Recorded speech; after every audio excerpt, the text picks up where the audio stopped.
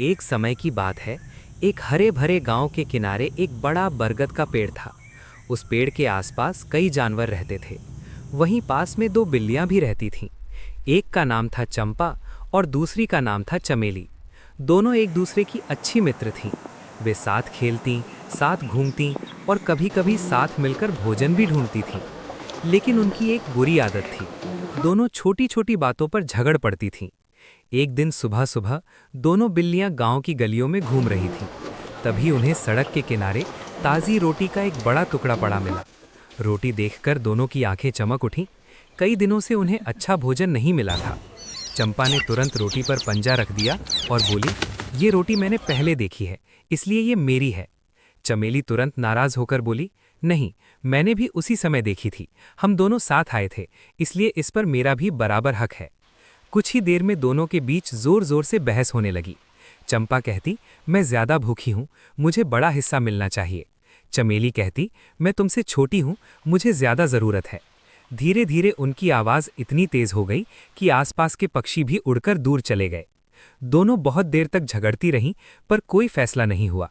आखिरकार उन्होंने सोचा कि किसी समझदार से न्याय करवाना चाहिए। तभी पेड़ की डाल पर बैठा एक चालाक बंदर उनकी बातें सुन रहा था। उसका नाम था मदारी बंदर। वो बहुत चतुर था और दूसरों के झगड़े का फायदा उठाना अच्छी तरह जानता था। बंदर नीचे उतरा और मुस्कुराकर बोला, अरे बहनों, तुम लोग क्यों झगड़ रही हो? मैं जंगल का सबसे न्यायप्रिय प्राणी हूँ। अगर चाहो तो मैं तुम्हारी रोटी बराबर बांट सकता हूँ। दोनों बिल्लियाँ पहले तो थोड़ा सोचने लगीं, फिर उन्हें लगा कि बंदर सच कह रहा है।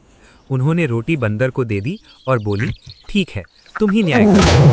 बंदर रोटी लेकर पास के पत्थर पर बैठ गया।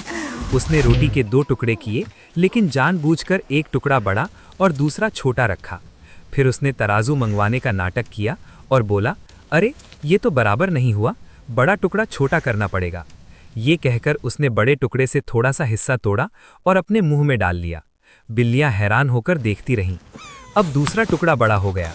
बंदर बोला, अरे अब ये वाला बड़ा हो गया, इसे भी बराबर करना पड़ेगा। उसने दूसरे टुकड़े से भी थोड़ा सा हिस्सा तोड़कर खा लिया।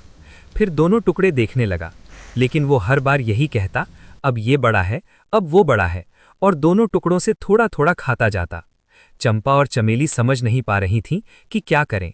वे सोचती रहीं कि अब बराबर होगा, अब बराबर होगा, लेकिन बंदर हर बार नया बहाना बनाकर रोटी खाता रहा। कुछ देर बाद रोटी के दोनों टुकड़े बहुत छोटे रह गए।